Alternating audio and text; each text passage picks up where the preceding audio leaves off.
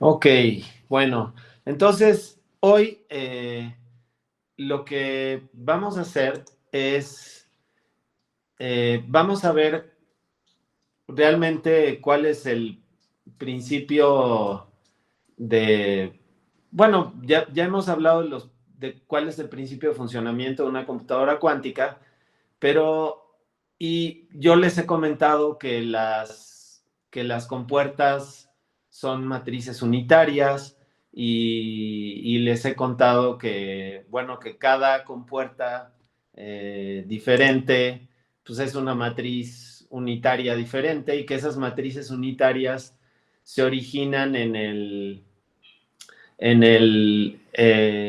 la ecuación de Schrödinger, ¿no? Pero no lo hemos visto con precisión y, y aunque estoy seguro de que algunos ya conocen ese tema, de todos modos, no creo que esté de más que lo repitamos un poquito.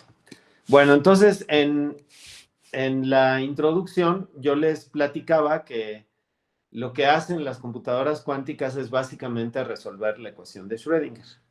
Y la ecuación de Schrödinger es esta de aquí.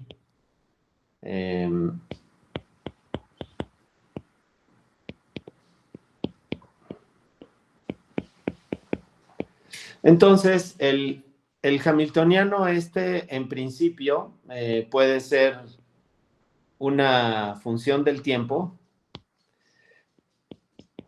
eh, pero pues también puede ser una constante, ¿no? Puede ser cualquiera de las dos cosas. Entonces, lo que generalmente uno hace, una de las múltiples formas de resolver esta ecuación, es decir, ok,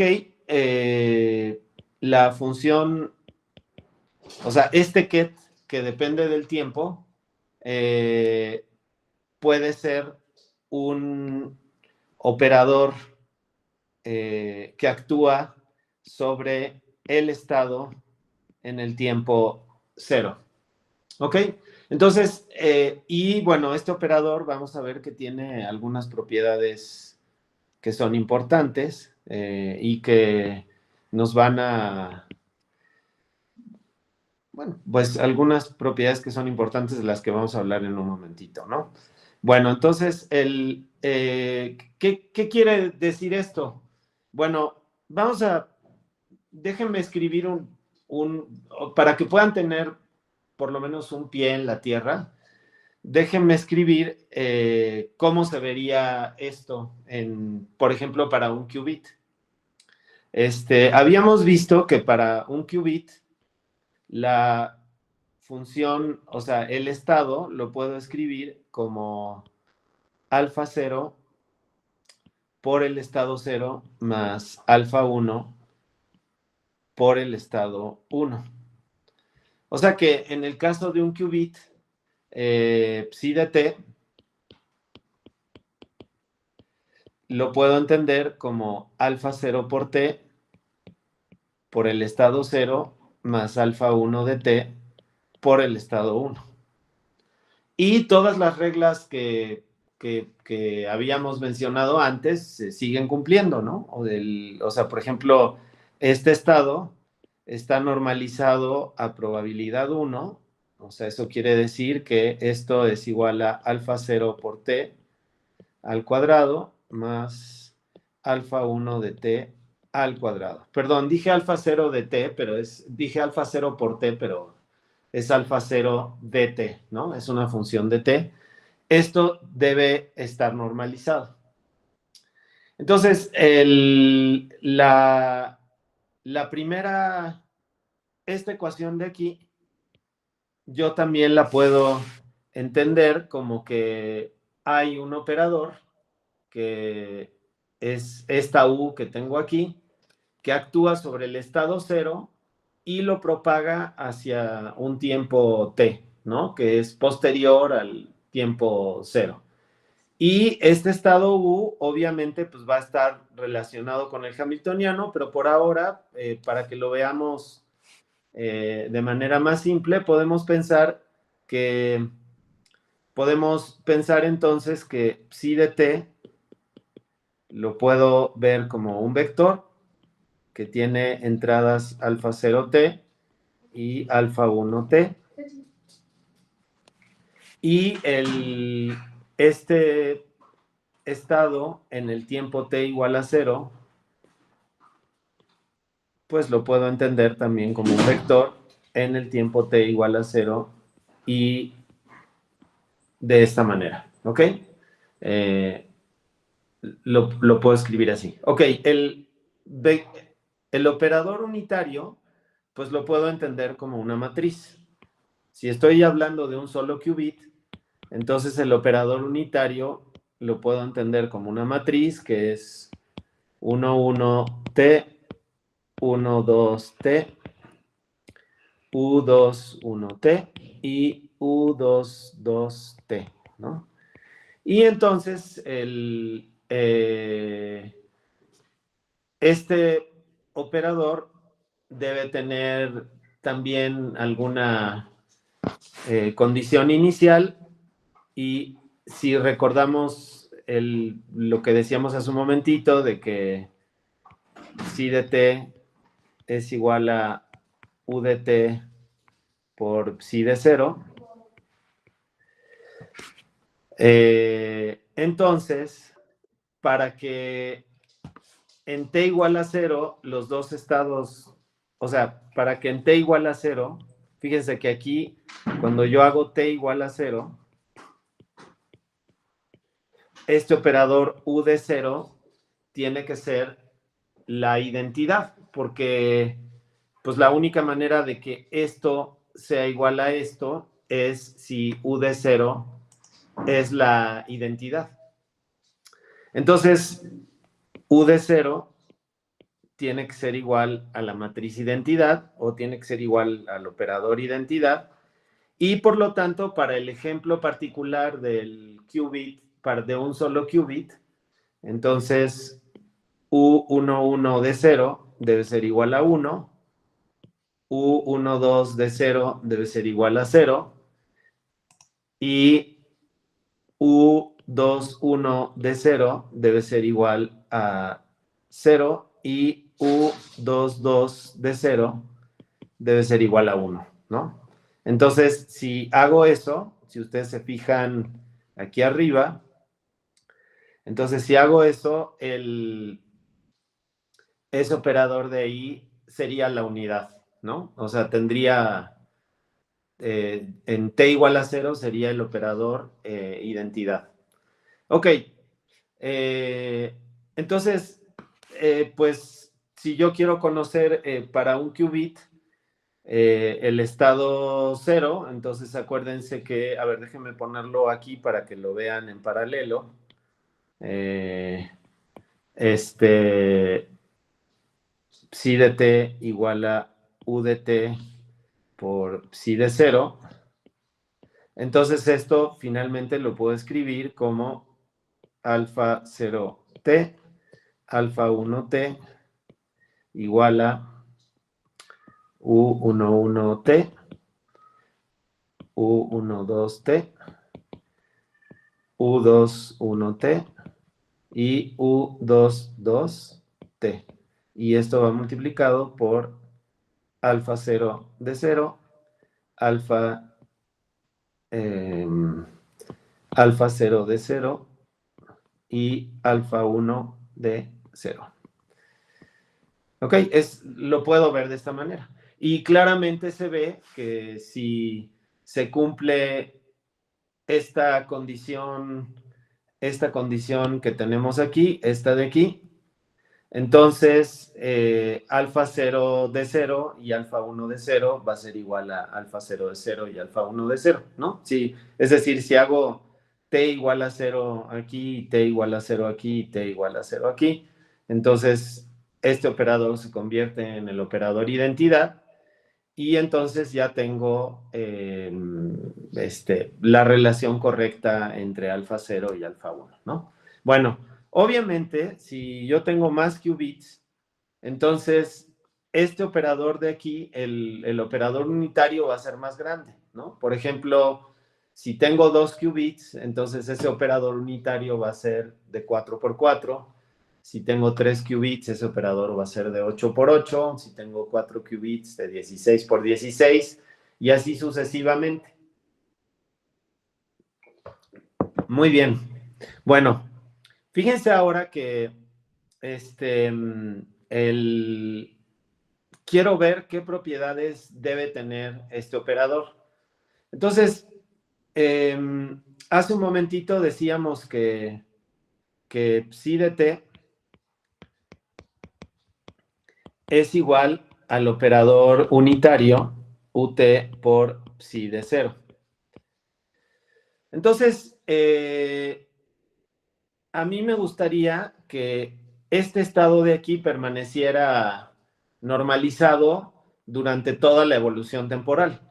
Entonces, por eso, necesito que psi de t por psi de t sea 1, ¿verdad? Hace un momentito dijimos que esto de aquí tenía que cumplirse. Bueno, entonces, a mí me gustaría poder, me gustaría poder calcular esta cosa de aquí, me gustaría poder hacer este cálculo de aquí, ¿no? Bueno, entonces, fíjense que, entonces tengo que hacer como un pequeño paréntesis matemático. Entonces, básicamente, si yo tengo un estado, el que sea, déjenme llamarlo phi para que sea completamente diferente a los que he visto ahorita. Si yo hago actuar sobre este estado a un operador, por ejemplo, el operador A está actuando sobre el estado phi, y eso me da lugar a un nuevo estado. Digamos que ese estado es este de aquí. O sea, el chiste de un operador es justamente este, ¿no? Que actúa sobre un vector y a la hora de actuar sobre el vector me lo convierte en otro vector. Entonces puede surgir la pregunta de, ¿qué es esto? O sea, que si yo saco el bra de este operador, pues ya habíamos visto que si yo tenía el ket, por ejemplo, habíamos visto ¿no? Alfa 0 por 0 más alfa 1 por 1. Entonces, si yo hacía esto, es decir, a este ket le calculaba el bra, entonces lo que quedaba era 0 por alfa 0 conjugado más 1 por alfa 1 conjugado. ¿Ok? Tenía que conjugar esto. Entonces, obviamente, el bra correspondiente a un cierto ket, o sea, por ejemplo, este bra que corresponde a este ket, pues no, digamos, no es tan simple nada más como que lo volteo y ya, ¿no? Tuve que conjugar estos coeficientes aquí. Bueno, no sé si aprovechando que estamos en esto, alguien me podría decir por qué era importante hacer esta conjugación de aquí. O sea, ¿por qué tengo que conjugar a estos dos de aquí? ¿Cuál es el problema si no lo hago? Es para que salga la norma al cuadrado, que sea Eh, Exacto, exactamente, ya lo dijiste, es para que salga la norma al cuadrado, ¿no? Es porque si esto lo hago de esta manera que estoy presentando aquí, ¿no? Si hago esto de esta manera, entonces psi por psi va a ser igual a alfa 0 al cuadrado más alfa 1 al cuadrado.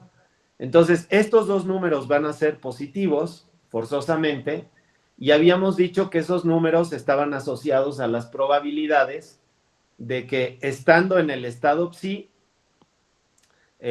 obtuviera una cuenta en el estado 0 o estando en el estado psi, obtuviera una cuenta en el estado 1. Entonces, alfa 0 y alfa 1 al cuadrado me dan esas probabilidades, ¿no? Entonces, si yo no conjugara, si yo no hiciera esta conjugación, esas probabilidades podrían ser negativas e incluso podrían llegar a ser complejas, ¿no? Lo cual no tendría sentido. Bueno, entonces, así como fui cuidadoso obteniendo el bra en este caso. En este caso de aquí, en el caso este de aquí arriba, también tengo que ser cuidadoso, porque no puedo asumir que, por ejemplo, que esto va a ser igual a esto. No puedo asumir esto de aquí. No puedo decir, pues queda igual, nada más doy vuelta a todo, ¿no? Bueno, entonces, lo que se hace es que se asume que a este operador se le pone esta daga de aquí arriba, que lo que indica es que pues este operador es el operador que resulta de haber obtenido el bra correspondiente. Bueno, a este operador se le llama operador adjunto, ¿ok? Entonces, A daga es el operador adjunto de A.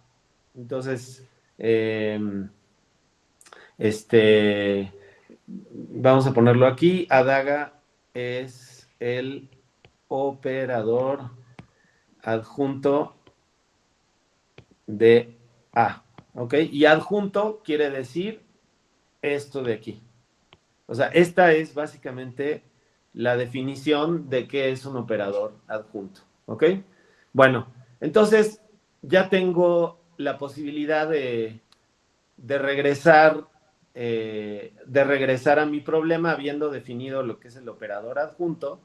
Entonces tengo la posibilidad de regresar a la pregunta que me había hecho aquí, ¿no? Es si este es el operador, si este es el estado evolucionando en el tiempo y yo quiero que ese estado siga normalizado a pesar de la evolución temporal, entonces, ¿qué pasa, no? ¿Qué le pasa al operador U? ¿Qué propiedades tiene el operador U por eso? Bueno, entonces, siguiendo la definición esta de aquí, lo que me queda es que si yo escribo psi de t por psi de t, entonces esto me da igual a... Entonces, primero obtengo es decir, quiero utilizar esto de aquí, ¿no? Quiero utilizar el hecho de que este estado es la evolución temporal desde el estado en t igual a 0 por un operador de evolución temporal. Entonces, si escribo esto usando esa relación y utilizando la definición del operador adjunto, entonces aquí me queda el operador adjunto del tiempo y de este lado me queda el operador t por psi de 0. ¿Ok? Entonces, y yo quiero que esto siga siendo igual a 1.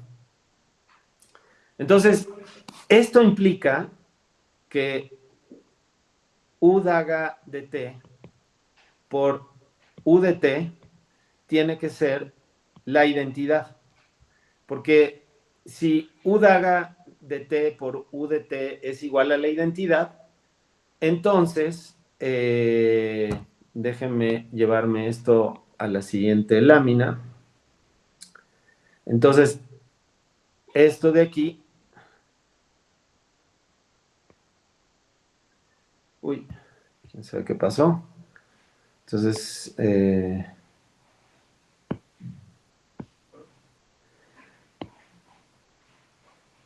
esto de aquí, o sea, si u de t por u de t daga es igual a 1, o sea, si esto de aquí es igual al operador identidad, entonces psi de t por psi de t se convierte en psi de 0 por psi de 0. Bueno, déjenme escribir el pasito intermedio para que quede clarísimo. Entonces, aquí me queda un 1 y 1 por psi de 0 es psi de 0, entonces esto me da psi de 0 por psi de 0. Y esto yo ya sabía que era igual a 1 porque parto de la idea de que el estado inicialmente estaba normalizado. Entonces, por eso, psi de 0 por psi de 0 es igual a 1. Y entonces, de ahí lo que sale es que el operador de evolución temporal debe cumplir esta propiedad de aquí. Y esta propiedad de aquí lo que quiere decir es que el operador U es unitario. Entonces aquí lo que decimos es que U de t es unitario. Este operador es unitario y la definición de unitario, bueno, puede ser esta de aquí o también pueden multiplicar por U a la menos 1 aquí. O sea, el inverso de este operador. Entonces, 1 por, aquí les quedaría 1 por U a la menos 1 de t. Y entonces esto les da U de t por U de t. Bueno, perdón, no. Este de aquí es U de t. Esto de aquí me da 1. Entonces aquí tengo 1 igual a U a la menos 1 de t.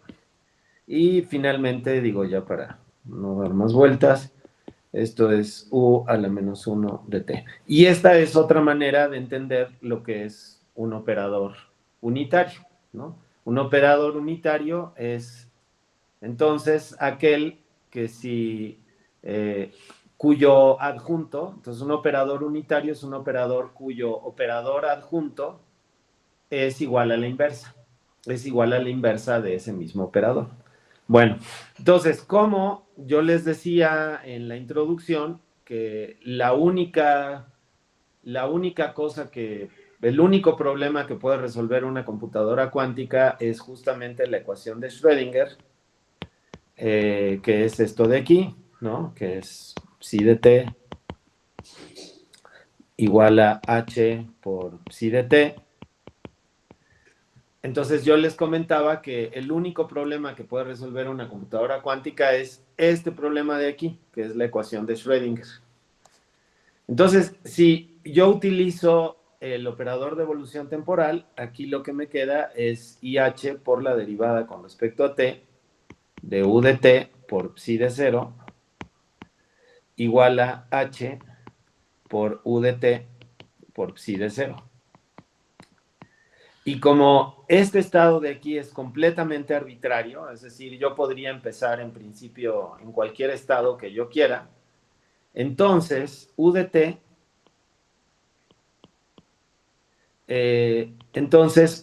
también debe cumplir una ecuación particular, que es esta de aquí.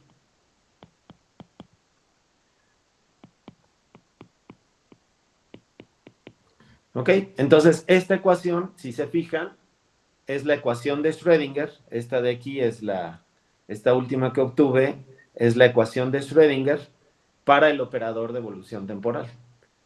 Entonces, el operador, dependiendo de qué hamiltoniano yo ponga en el operador de evolución temporal, depende el operador de evolución temporal que obtenga. Entonces, o sea, si ya llevaron su curso de mecánica cuántica, entonces, pues deben saber que si este hamiltoniano de aquí es constante, entonces el operador de evolución temporal es muy sencillo, pero si el hamiltoniano depende del tiempo, entonces el operador de evolución temporal pues puede ser muy complicado, ¿no? Y puede incluso no poderse calcular, ¿no? Bueno, entonces, fíjense que esta ecuación de aquí, o sea, para que vean cómo se vería esta ecuación para un qubit, o sea, para un solo qubit y para que tengan como una idea de básicamente cómo se ve esta ecuación para un solo qubit. Entonces, vamos a escribirla para un solo qubit. Y entonces esto es 1, 1 por 1, 2 por U 2, 1 por U 2, 2. Y esto debe ser igual a hamiltoniano 1, 1, H 1, 2 H21, H22 por U11, U12, U21, U22. Y el, este, entonces, pues si desarrollo esto, o sea, déjenme desarrollar el segundo término como para que se den una idea de qué tipo de ecuación sale de ahí, ¿no? Entonces, pues esto es, eh, déjenme hacer una matrizota así para que la vean clarito. Y entonces, pues obviamente del primer producto me sale H11 por U11 más H12 por U21. Ese es el primer término, ¿no? De esta, de esta multiplicación. El segundo término es H11 por U12 y más H12 por U22. Bueno, y aquí pues H21 por H21 por U11 más H22 por U21 y aquí H21 por U12 más H22 por U22. ¿No? Esta es la ecuación que me queda. O sea que básicamente resolver esta ecuación lo que implicaría sería, déjenme llevarme esto a la próxima hoja para que vean eh, qué quiere decir esta ecuación y para que se den una idea de qué es lo que...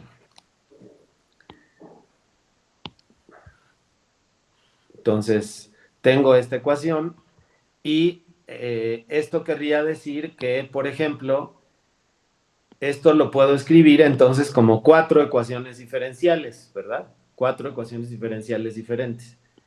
Y H11, la derivada temporal de U11, ¿no? Entonces, lo que estoy haciendo es, pues, la derivada temporal de este término y esto debe ser igual, obviamente, al término correspondiente, que es este de aquí. Entonces, esto debe ser igual a esto, ¿ok? Y entonces ahí tengo mi primera ecuación. Mi segunda ecuación sería IH por la derivada con respecto al tiempo de U12 igual a, y entonces pues sería el término que le corresponde es este de aquí. Entonces esta sería mi segunda ecuación. Ay, no sé qué está pasando, que ahí está. Por U12, H12 por U22, ¿ok? Y mi tercera ecuación es IH por la derivada con respecto al tiempo de U12, entonces aquí sería U21, IH con respecto al tiempo sería U22, esto igual, igual, y entonces tenemos este término de aquí.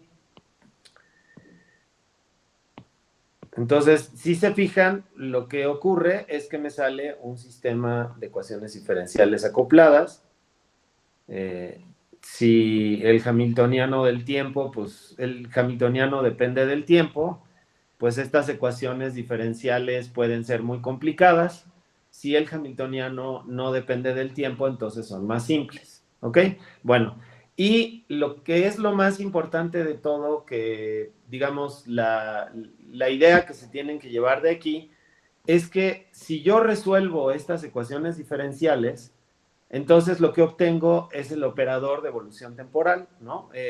Tomo esta ecuación, tomo esta ecuación, tomo esta ecuación, esta ecuación, esta ecuación, y resuelvo la ecuación diferencial con condiciones iniciales U1, 1 de 0 igual a 1, U1, 2 de 0 igual a 0, U2, 1 de 0 igual a 0 y U2, 2 de 0 igual a 1. Resuelvo esas ecuaciones con esas condiciones iniciales y lo que obtengo son los diferentes elementos del operador de evolución temporal. Esa es básicamente la idea. Bueno, pues ese operador de evolución temporal que yo obtengo para el hamiltoniano que sea, no importa qué hamiltoniano yo ponga ahí, esa es una compuerta cuántica. Entonces, este operador de evolución temporal que yo obtuve aquí es una compuerta cuántica. Entonces, si el hamiltoniano, por ejemplo, corresponde al hamiltoniano de un pulso electromagnético de tales características, entonces el operador de evolución temporal me puede dar lugar, por ejemplo, a la X. O sea, en ese caso, el operador de evolución temporal en un cierto tiempo, ¿no? O sea, el qubit interactúa con un pulso electromagnético durante un cierto tiempo y una vez concluido el pulso electromagnético, entonces, digamos, aquí si quieren le podemos poner a este operador de evolución temporal el tiempo final. Entonces obtengo, por ejemplo, el operador X. O puede pasar que haga otro pulso y entonces el operador de evolución temporal me dé el operador Y. O hago otro pulso y entonces el operador de evolución temporal me puede dar la compuerta de Hadamard o me puede dar la compuerta T o me puede dar un montón de compuertas cuánticas de un solo qubit.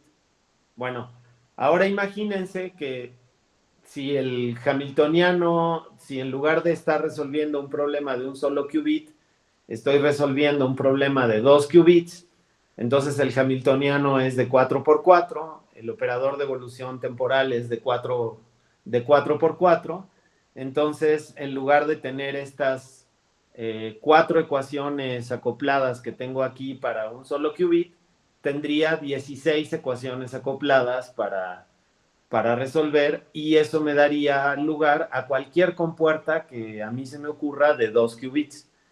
Si yo tuviera 3 qubits, entonces el hamiltoniano tendría que ser un Hamilton.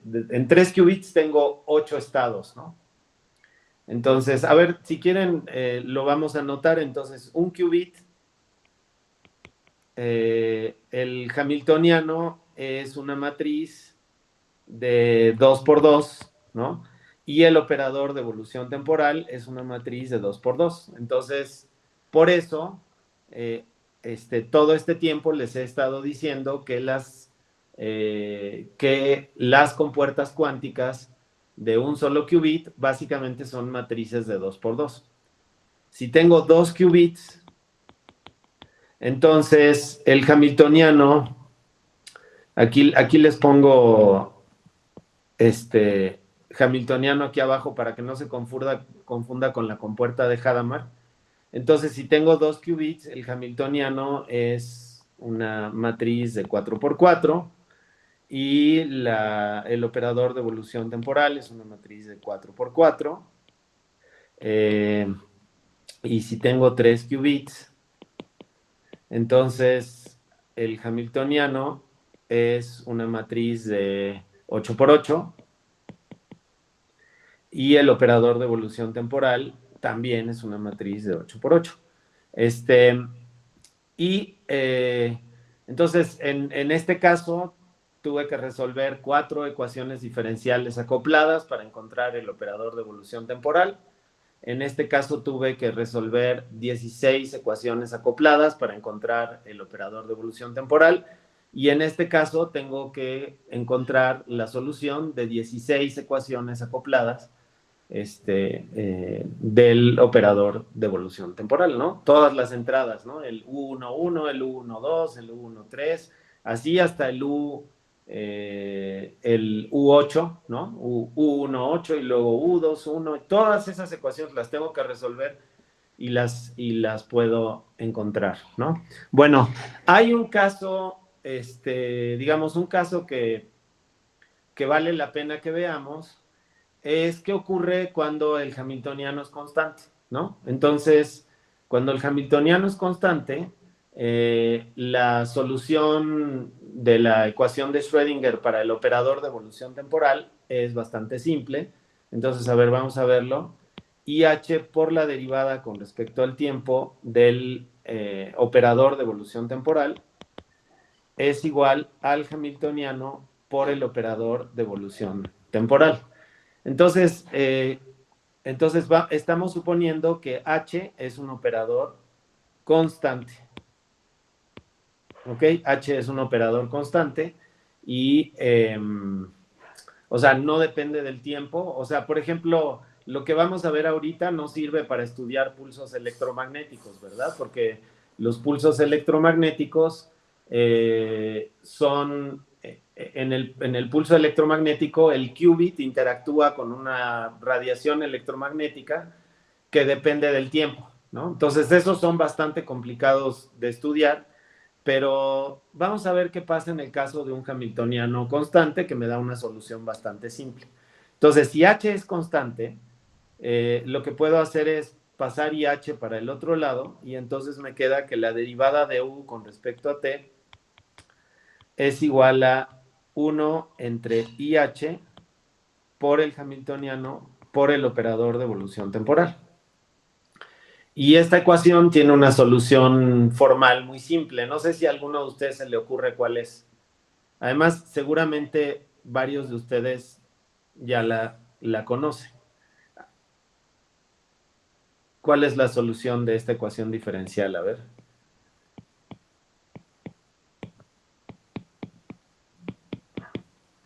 O sea, Un exponencial, ¿no?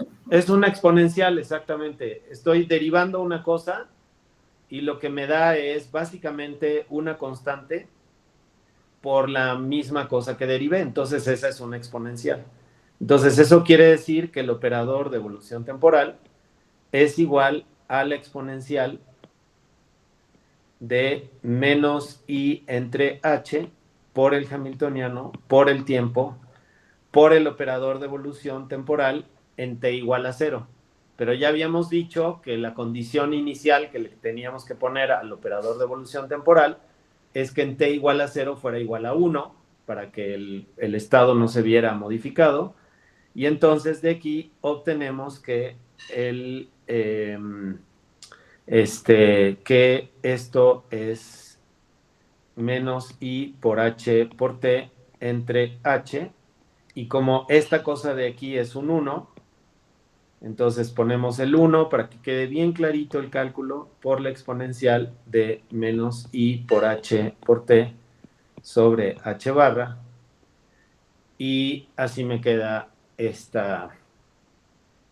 o sea, así me queda el operador de evolución temporal. Bueno, ahora, aparte, habíamos dicho que el operador de evolución temporal tiene que ser unitario. Entonces, eso quiere decir que U de t, o sea, U daga de t, que es el adjunto de t por U de t, tiene que ser igual a la identidad. Entonces, si yo le saco el operador adjunto a U de t, entonces aquí ya me meto en un ligero problema, porque ¿cómo saco el operador adjunto de esta cosa, ¿no? Menos i entre h por h por t. ¿Cómo le saco el adjunto a esa cosa, ¿no?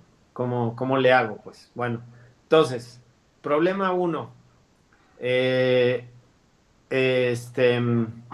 si, si yo quiero calcular, o sea, primer problema que tengo es que, si se fijan, esto es la exponencial de un operador, ¿no? Entonces eso ya es complicado. Bueno, entonces vamos a empezar por ahí, vamos a empezar por el hecho de que esta es la exponencial de un operador. Entonces, ¿qué quiere decir eso? Bueno, pues quiere decir que si yo tengo cualquier función analítica de un operador, vamos a decir que aquí tengo la función analítica del operador, o sea, f es una función analítica. A ver, les voy a dar un ejemplo que me gusta usar para esto. Imagínense que tengo la función analítica así, tan simple como esta, 1 más x, ¿ok? Es una función súper simple. Y 1 más x al cuadrado, ¿ok? Vamos a ponerle un término cuadrático para que se vea qué quiere decir eso. Bueno, entonces, si a esta función de aquí yo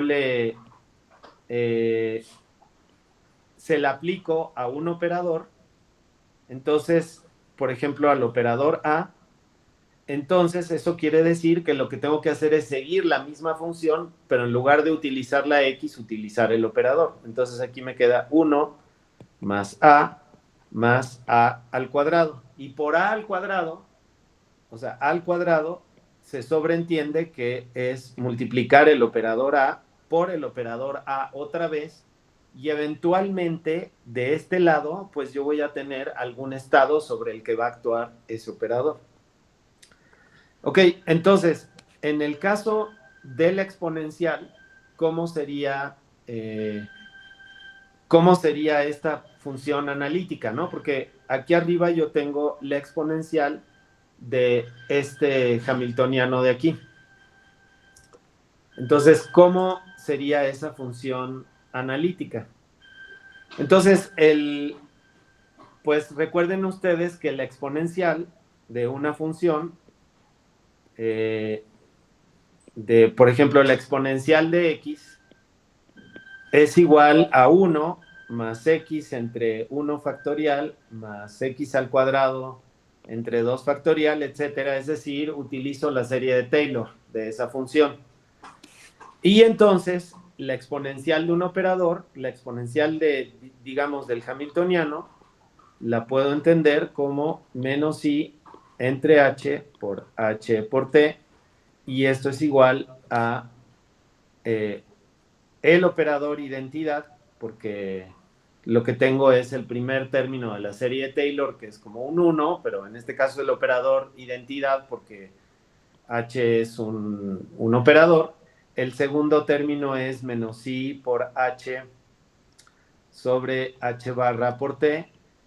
El siguiente término sería menos h cuadrada entre h barra al cuadrado por t al cuadrado, y así sucesivamente.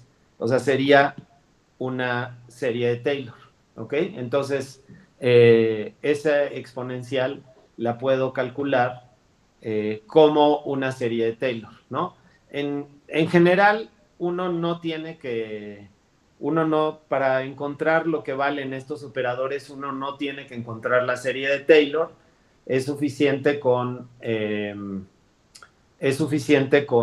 hay algunos truquitos que se pueden utilizar para encontrar este operador, especialmente cuando uno trabaja solamente con dos niveles, pero pues hay otros trucos que le permiten a uno escribir esta exponencial o sea, sin tener que checar cómo son todos los términos. Si se fijan esto, pues tener que hacer esta serie de Taylor de aquí sería una pesadilla, ¿no? Porque tienen que hacer muchas multiplicaciones de la h, que ya vieron que la puedo representar como una matriz, y pues eso sería, pues sería una pesadilla, ¿no? Porque sería una cantidad impresionante de trabajo que tienen que hacer, pero generalmente se pueden calcular, ¿no? Bueno, entonces, para que hagamos un ejemplo a mano, vamos a escoger un sistema que sea simple y vamos a ver qué da, ¿ok? Entonces, el sistema más simple es un spin en un campo magnético. Entonces, cuando un spin está en un campo magnético, y vamos a usar un sistema de un solo qubit, o sea que un spin en un campo magnético es un sistema de 2 niveles, ¿no? Entonces, con este ejemplo podemos calcular el operador de evolución temporal y todo lo podemos hacer todo el cálculo pues sin problemas, ¿no? Entonces, el hamiltoniano de un spin en un campo magnético es es el momento dipolar magnético de la partícula por el campo magnético. Y aquí esto lleva un menos, ¿no? Esta es la energía de un dipolo magnético en un campo magnético. Y lo que quiere decir esta energía es que la energía mínima que tiene un dipolo magnético es cuando el dipolo se encuentra alineado con el campo magnético, porque cuando M y B son paralelos, entonces este signo de aquí hace que este número sea un mínimo, entonces eso me da un mínimo de energía para para el sistema, ¿no? Y luego, adicionalmente, el, el momento magnético el momento magnético de la partícula que sea es igual a, en general, menos el factor giromagnético multiplicado por el magnetón de Bohr, y eso dividido entre h barra y por el operador de momento angular de la partícula, ¿no? Entonces, en el caso de un spin, entonces vamos a preguntarnos qué ocurre si tengo un campo magnético en la dirección Z, que es lo más simple. Entonces, si el campo magnético está en la dirección Z, entonces tengo que el campo magnético es B por K. Entonces el hamiltoniano es igual a menos, entonces si se fijan aquí hay un doble cambio de signo, entonces tengo más G mu B entre H barra por el campo magnético por SZ, que es el spin en Z, por el campo magnético. Y el operador de spin, SZ, es igual a 1 entre raíz de 2 por H barra por la matriz de Pauli Z. ¿Ok? Entonces, eso lo puedo escribir así. Y entonces, sustituyo esto en esta ecuación y lo que me queda es H igual a G mu B entre H por SZ, o sea, aquí, si se fijan, esta H barra de aquí se cancela con esta H barra y tengo un raíz de 2 por Z aquí. Y me falta el campo magnético, ¿no? Entonces, al final del día, lo único que me importa es que esto lo puedo escribir como omega 0 por Z. Lo puedo encontrar como, lo puedo calcular como H barra por omega 0 por Z, porque Z no tiene unidades y esta cosa de aquí sí tiene unidades, entonces tiene unidades de energía, de hecho, entonces pues esto lo puedo escribir como H barra omega 0 por eso, y nada más para que les quede completo, omega 0 entonces es G mu B por B entre raíz de 2 por H barra. Ok, o sea, es una constante, pues en realidad no me importa mucho las constantes que salen aquí, lo único que me importa es eh, lo único que me importa es el hecho de que aquí puedo definir esta constante. Oigan, pero me estoy dando cuenta que me equivoqué en una cosa. No sé si alguien me detectó algún error ahorita que estaba escribiendo. De hecho, el error lo cometí aquí. ¿no? Alguno de los que hayan llevado algún curso de mecánica cuántica o de lo que sea, no sé si se dan cuenta que aquí no es raíz de 2, sino es 2, ¿no? Bueno, ahí, o sea, échenle un ojo al problema este de un spin y vean que eso es en realidad un 2, entonces aquí lo que tengo es un 2, ¿no? Y ese es el fenómeno. Ok, entonces lo único que me interesa es que mi hamiltoniano ya quedó así, quedó como omega cero por z, ¿ok? Ese es mi hamiltoniano ahora. Entonces puedo calcular el operador de evolución temporal. Este, ok, entonces puedo calcular el operador de evolución temporal. Entonces U de t es igual a la exponencial utilizando esto de aquí, ¿no? ¿Se acuerdan? El operador de evolución temporal es este de aquí. Este de aquí es el operador de evolución temporal. Entonces, x de menos i por el hamiltoniano, que es omega 0, es h barra omega 0 por z sobre h barra por t. Y entonces el operador de evolución temporal es u de t igual a e exponencial menos i por omega 0 por z. ¿Ok? Ese es por t. Este es mi operador de evolución temporal y entonces lo puedo calcular. Lo podemos... este es muy fácil de calcular porque como el operador z, o sea, la matriz de Pauli z es igual a 1 menos 1, entonces 0, 0. Entonces, si se fijan, z al cuadrado es también una matriz diagonal, z al cubo es una matriz diagonal, y entonces finalmente puedo decir que u de t, si se fijan, es e a la menos i omega 0 por t, 0, 0, e a la i omega 0 por t. ¿Ok? Eso es lo que me sale de sacar el operador de evolución temporal. Y ahora puedo verificar qué Perdón, pasa. profesor. Sí, dime. Falta la B, ¿no? La, B. este, ¿cuál B, perdón? ¿La B del campo magnético? Sí, perdón. Si te fijas, la B está metida aquí adentro. Ah, sí, ya.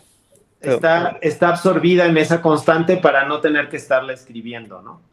Pero sí Sí. tienes razón, la frecuencia de oscilación de estas funciones que tienes aquí es proporcional a la B, ¿no? Tiene que ser proporcional al campo magnético. Sí. Muy bien. Gracias. No, al contrario, gracias a ti por estar pendiente de que no la riegue. Bueno, entonces el operador de evolución temporal que me queda es este. Entonces, una cosa que puedo hacer es probar si efectivamente es unitario, ¿no? Vamos a ver si es unitario. Entonces, esta crucecita de aquí, que le pongo la daga, que le pongo al operador adjunto, lo que quiere decir es que tengo que transponer y tengo que conjugar este operador que tengo aquí. Entonces, lo que me queda es transpongo y pues lo único que tengo que hacer es cambiar este renglón de aquí perdón, esta columna de aquí. A ver, déjenme hacerlo de otra manera. Lo único que tengo que hacer es cambiar esta columna de aquí por un renglón, ¿no? Que va a ser este renglón de aquí. Entonces, eso es e a la i omega 0t. O sea, tengo que conjugar y cambiar tengo que conjugar y cambiar un renglón por una columna.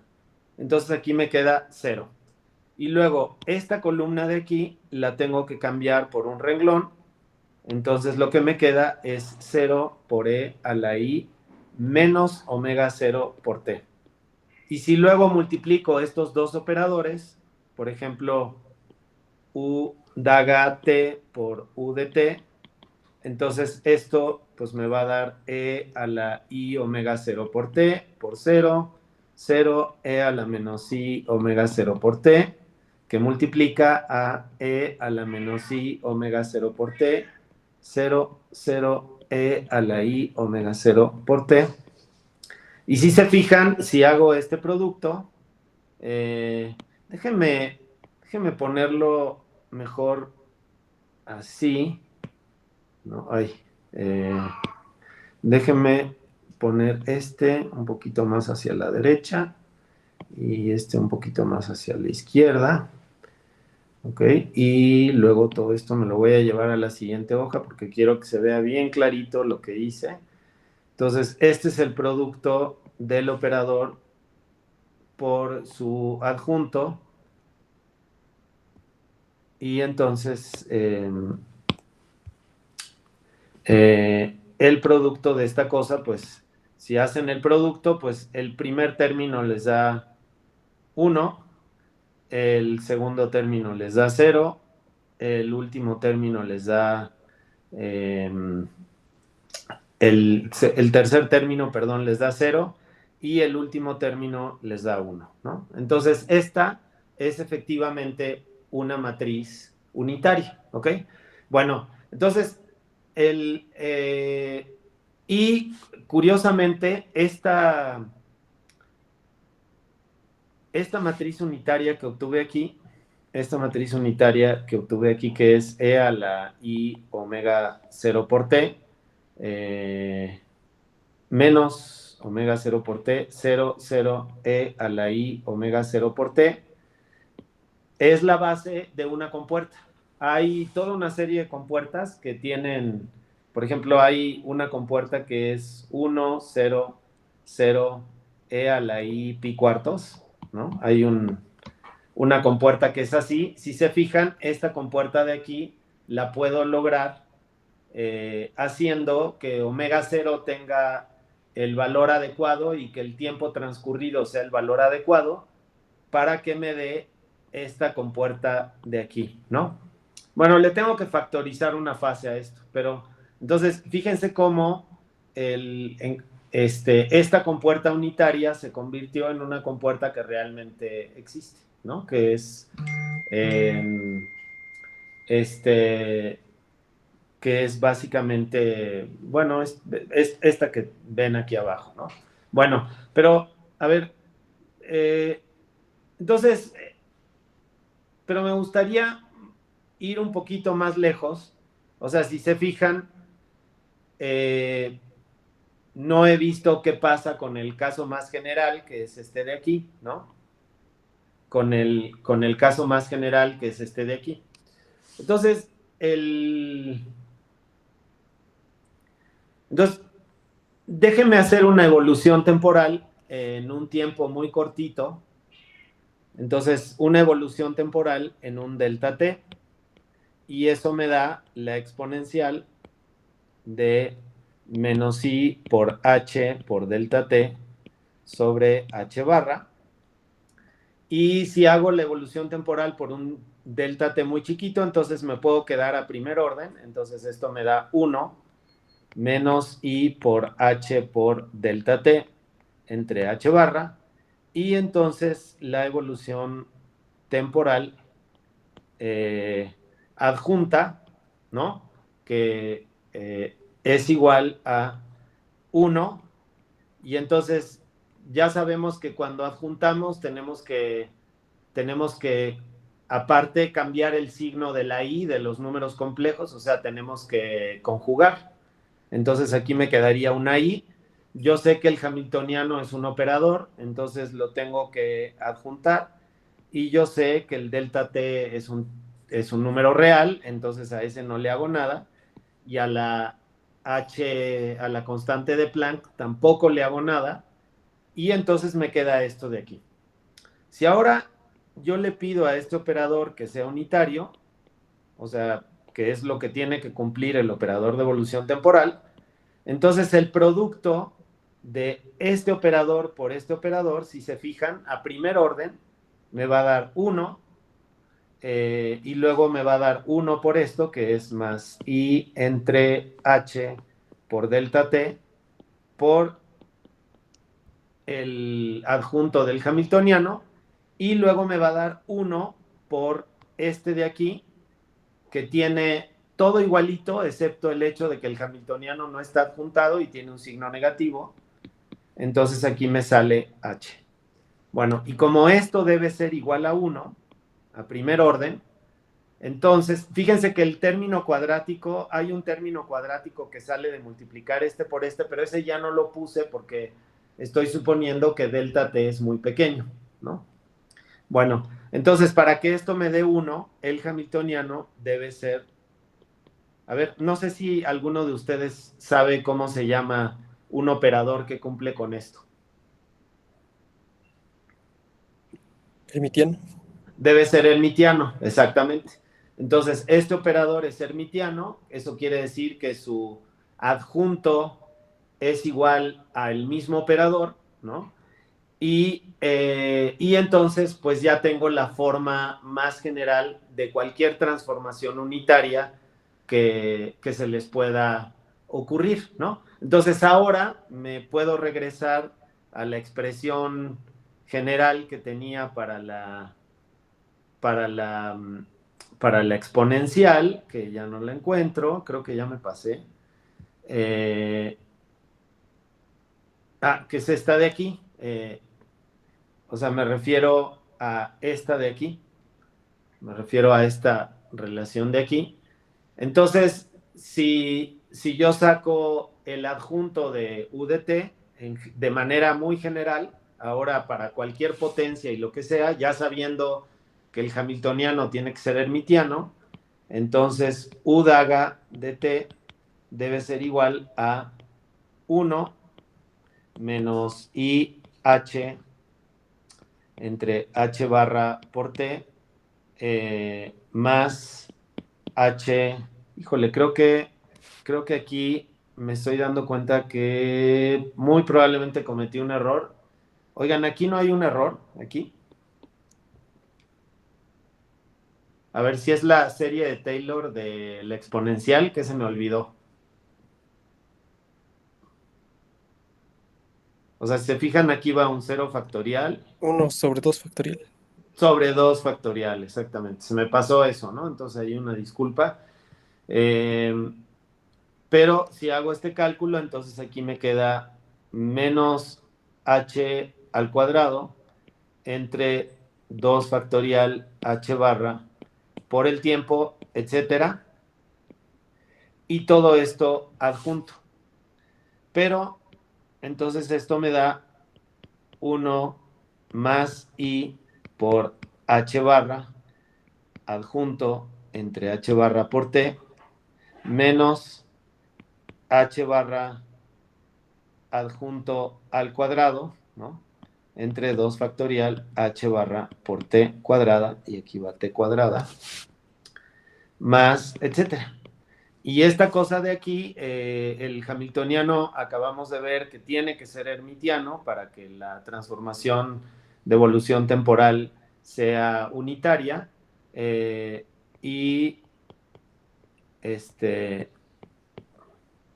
entonces h al cuadrado entre 2 factorial por h por t al cuadrado, más, etcétera.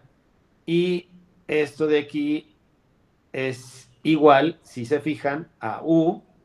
Entonces, fíjense que esto de aquí es prácticamente lo mismo que lo que tengo aquí adentro, pero con un signo cambiado. O sea, que es como si le hubiera cambiado el signo a la t, ¿ok? Entonces aquí puedo escribir u de menos t. Y entonces, finalmente, encuentro que u daga de t por u de t es lo mismo que u de menos t por u de t, y esto es igual a 1. Entonces el operador de evolución temporal, incluso para el caso más general de varios qubits, es también igual a la identidad, y es cuando lo multiplico por el adjunto, y eso quiere decir que este es un operador unitario, ¿ok? Entonces, todas las compuertas cuánticas que vamos a ver, o sea, que ya hemos visto y que vamos a ver en el curso, precisamente son compuertas unitarias, es decir, son matrices unitarias que si uno o sea, entonces una matriz unitaria ya para cerrar es una matriz que si yo la transpongo y la conjugo, que es el equivalente de sacar el operador adjunto, y la multiplico por la misma matriz, esto me da 1, ¿ok? Entonces, nada más ya para aterrizar esto, vamos a hacer un ejemplito. Y yo creo que el mejor de esos ejemplos es la compuerta de Hadamard, ¿no? Entonces aquí nada más, pues una disculpa, el hamiltoniano es H, la compuerta de Hadamard también es H, pero vamos a hacer el ejercicio de mostrar que la compuerta de Hadamard es unitaria, ¿no? Entonces, H es igual a 1 sobre raíz de 2 por 1, 1, 1 menos 1. Entonces, podemos calcular el transpuesto el adjunto del operador de Hadamard o de la matriz de Hadamard. Y entonces esto pues me da 1 sobre raíz de 2, ¿verdad? Entonces, ahora, esta columna la quiero convertir en un renglón, entonces es 1, 1, y luego esta columna de aquí la quiero convertir en un renglón, entonces me queda 1 menos 1. A ver, entonces, ¿qué me pueden decir de esta matriz? O sea, a ver si comparan esta con esta, ¿qué ocurrió? Es igual, Es igual, ¿verdad? Entonces, ¿qué tipo de matriz es? hermitiana. Es hermitiana, exactamente. Es hermitiana porque la H y su adjunto son iguales, ¿ok? Bueno, pero no queríamos demostrar que era hermitiana, ¿verdad? Lo que queríamos demostrar es que es unitaria. Entonces, para demostrar que es unitaria, H daga por H es igual a, entonces, un medio por un medio, 1 sobre raíz de 2 por 1 sobre raíz de 2 me da un medio. Y multiplico esas dos matrices, ¿no? 1, 1, 1 menos 1, 1, 1, 1 menos 1. Aparte, a la hora de sacar el adjunto de esa matriz, no tuve necesidad de conjugar porque todas las entradas de esa matriz son reales, ¿no? Entonces, bueno, pues si hago el producto, entonces el primero me da 2, el segundo me da 0, el tercero me da 0 y el cuarto me da 2 y esto es 1, 0, 0, 1. O sea, que quiere decir que la compuerta de Hadamard es unitaria, ¿ok? Entonces, la compuerta de Hadamard es unitaria. Ok, bueno, y ya para terminar con esta parte y podernos pasar a programar en el cuaderno de Júpiter, quiero mostrarles otra cosa. Fíjense que yo puedo hacer composiciones de matrices unitarias de la siguiente manera. O sea, yo podría suponer que 1 es una matriz unitaria, o sea, que quiere decir que 1 por 1 es igual a 1. Y puedo suponer que U2 es una matriz unitaria, que puede ser diferente a 1 o no, no importa. Entonces, fíjense que U1 por U2 también es una matriz unitaria. De hecho, podemos decir que esta es U mayúscula y porque si yo le saco el adjunto, entonces esto me queda U1 por U2 adjunta y entonces U daga por U es igual a U1 daga por U2 daga, que multiplica a, déjenme poner un paréntesis aquí para que no se vea tan raro, por U2, y entonces esto me queda como U1 por U1 por U2 por U2, y esto es igual a 1 por 1, y esto es igual al 1 de mayor dimensión, ¿ok? Este 1 de aquí es de mayor dimensión. Entonces, fíjense que esta misma idea ustedes la pueden aplicar recursivamente. Entonces, la matriz unitaria que sale de, o sea, la matriz unitaria que sale de la composición esta de aquí de dos matrices unitarias también es unitaria. Bueno, entonces eso, por ese motivo, si yo tengo un circuito cuántico que es de esta forma,